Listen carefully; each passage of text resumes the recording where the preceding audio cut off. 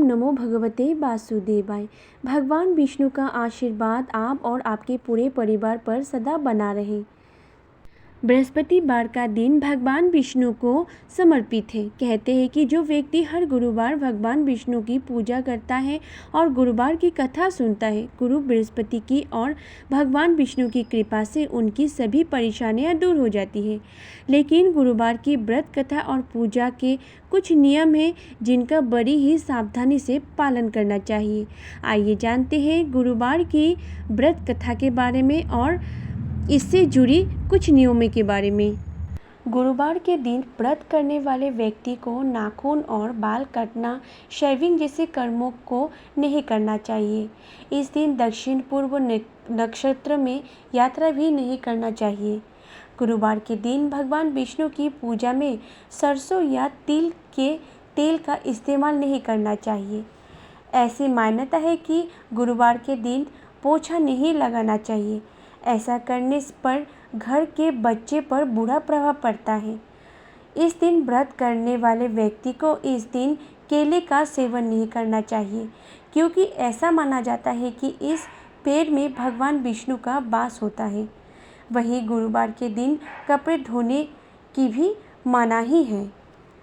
सप्ताह का गुरुवार का दिन प्रभु विष्णु, नारायण और बृहस्पति देव को समर्पित है। ऐसे में इस दिन उपवास और पूजा का महत्व और बढ़ जाता है। मान्यताओं के मुताबिक गुरुवार का व्रत रखने से विष्णु जी के साथ माता लक्ष्मी जी की भी कृपा प्राप्त होती है। इसके अलावा विवाह संबंधी परेशानियां भी दूर हो जाती है। अगर आप गुरुवार का व्रत शुरू करने जा रहे हैं तो पौष महीने में गुरुवार का व्रत शुरू नहीं करना चाहिए। गुरुवार का व्रत शुरू करने के लिए अनुराधा नक्षत्र और महीने की शुक्ल पक्ष की तिथि शुभ मानी जाती है। कहा जाता है कि इन तिथि में गुरुवार का व्रत शुरू करने से विष्णु जी और बृहस्पति देव की अपार कृपा मिलती है। वही जो जातक पहले से गुरुवार का व्रत करते आए हैं तो पौष मास में पूजा और व्रत कर सकते हैं। गुरुवार की पूजा करने का कुछ नियम आप जरूर जान लें। गुरुवार के दिन प्रातःकाल उठकर स्नान आदि का व्रत का संकल्प लें। इसके बाद भगवान विष्णु जी और बृहस्पति देव का ध्यान करें। गुरुवार व्रत प्रभु नारायण की पीले वस्त्र, फूल, फल, मिठाई आदि चढ़ाएं। इसके बाद गुरुवार व्रत की कथा पढ़ें।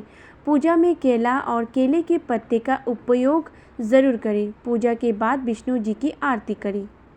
गुरुवार के दिन व्रत करने से बृहस्पति देवता प्रसन्न होते हैं। ये व्रत अत्यंत ही फलदायी है। अग्नि पुराण के अनुसार अनुराधा नक्षत्र युक्त गुरुवार से आरंभ करके 7 गुरुवार व्रत करने से बृहस्पति ग्रह की हर पीड़ा से मुक्ति मिलती है।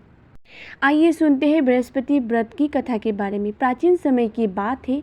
एक नगर में एक बड़ा व्यापारी रहता था। वो जहाज़ों में माल लदवाकर दूसरे देशों में भेजा करता था।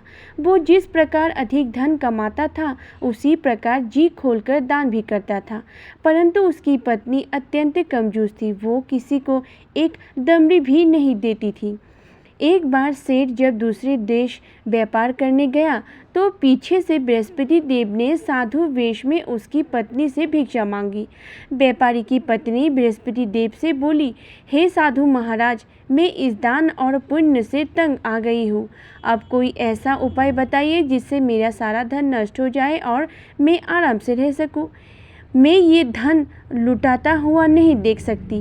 बृहस्पति देव ने कहा, हे देवी, तुम बड़ी विचित्र हो। संतान और धन से कोई दुख ही नहीं होता है। अगर अधिक धन हो तो इसे शुभ कार्यों में लगाओ। कुंवारी कन्या का विवाह करवाओ। विद्यालय और बाग बगीचे का निर्माण करवाओ।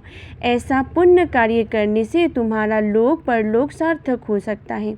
परंतु साधु की इन बातों में से व्यापारी की पत्नी को खुशी नहीं हुई। उसने कहा कि मुझे ऐसे धन की आवश्यकता ही नहीं है जिसे मैं दान दूं। तब बृहस्पति देव बोले, यदि तुम्हारी ऐसे ही इच्छा है तो तुम एक उपाय करना। 7 बृहस्पतिवार घर को गोबर से लिपना। अपने केशों को पीले मिट्टी से धोना। केशों को धोते समय स्नान करना।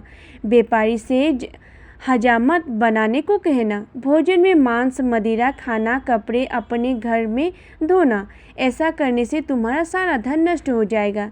इतना कहकर बृहस्पति देव अंतर्धान हो गए। व्यापारी की पत्नी ने बृहस्पति देव की कहे अनुसार 7 बृहस्पतिवार वैसा ही करने का निश्चय किया। केवल 3 बृहस्पतिवार बीते थे कि उसकी समस्त धन नष्ट हो गई और वो परलोक सिधाए गए। जब व्यापारी वापस आया तो उसने देखा कि उसका सब कुछ नष्ट हो चुका था। उस व्यापारी ने अपनी पत्नी को सांत्वना दी कि और दूसरे नगर में जाकर बस गया। वहाँ वो जंगल से लकड़ी काटकर लाता और शहर में बेचता। इस तरह वो अपना जीवन व्यतीत करने लगा। एक दिन उसकी पत्नी ने दही खाने की इच्छा प्रकट की, लेकिन व्यापारी के पास दही खरीदने के भी पैसा नहीं था। वो अपनी पुत्री को आश्वासन देकर जंगल में लकड़ी काटने चला गया। वहाँ एक वृक्ष के नीचे बैठ अपनी पूर्व दशा पर विचार करने लगा। उस दिन बृहस्पतिवार था। तभी वहाँ बृहस्पति देव साधु के रूप में सेठ के पास आए और बोले, हे मनुष्य, तू इस जंगल में किस चिंता में बैठा है? तब व्यापारी बोला, हे महाराज, आप सब कुछ जानते हैं। इतना कहकर व्यापारी अपनी कहानी सुनाकर रो पड़ा। बृहस्पति देव बोले, देखो बेटा, तुम्हारी पत्नी ने बृहस्पति देव का अपमान किया था, इसी कारण तुम्हारा ये हाल हुआ है। लेकिन अब तुम किसी प्रकार का चिंता मत करो। तुम गुरुवार के दिन बृहस्पति देव का पाठ करो। 2 पैसे के चने और गुड़ को लेकर जल के लोटे में शक्कर डालकर वो अमृत और प्रसाद अपने परिवार को सदस्यों और कथा सुनाने वालों में बांटो। स्वयं भी प्रसाद और चंद्रमित लो। भगवान तुम्हारा अवश्य कल्याण करेंगे। उस स्त्री की याचना से बृहस्पति देव साधु वेश में वहां पहुंचकर कहने लगे, देवी, तुम्हें अधिक विलाप करने की आवश्यकता नहीं है। ये बृहस्पति देव का अनादर करने का कारण हुआ है। तुम वापस जाकर मेरे भक्त से क्षमा मांगकर कथा सुनो, तब ही तुम्हारी मनोकामना पूर्ण होगी। जेल में जाकर उस स्त्री ने व्यापारी से माफ़ी मांगी और कथा सुनी। कथा के उपरांत वो प्रसाद और चंद्रमित लेकर अपने घर वापस गए। घर आकर उसने चंद्रमित अपने मित्र पुत्र के मुख में डाला। चंद्रमित के प्रभाव से उसका पुत्र भी जीवित हो उठा। उसी रात बृहस्पति देव राजा के स्वप्न में आया और बोले, हे राजन, तूने जिस व्यापारी और उसकी पुत्री को जेल में कैद कर रखा है वो बिल्कुल निर्दोष है। तुम्हारी रानी का हार वही खूंटी पर टंगा है। दिन निकला तो राजा रानी ने हार खूंटी पर लटका हुआ देखा। राजा ने उस व्यापारी और उसकी पुत्री को रिहा कर दिया और उन्हें आधा राज्य देकर उसकी पुत्री का विवाह उच्च कुल में करवाकर दहेज में हीरे जवाहरात दिए। राजा और उसकी पुत्री अपने देश लौट गए। बृहस्पति देव ऐसा ही है, जैसे जिसके मन में कामनाएं हैं सभी को पूर्ण करते हैं। जो सद्भावनापूर्वक बृहस्पतिवार का व्रत करता है एवं कथा पढ़ता है अथवा सुनता है, दूसरों को सुनाता है, बृहस्पति देव उसकी सभी मनोकामना को पूर्ण करते हैं।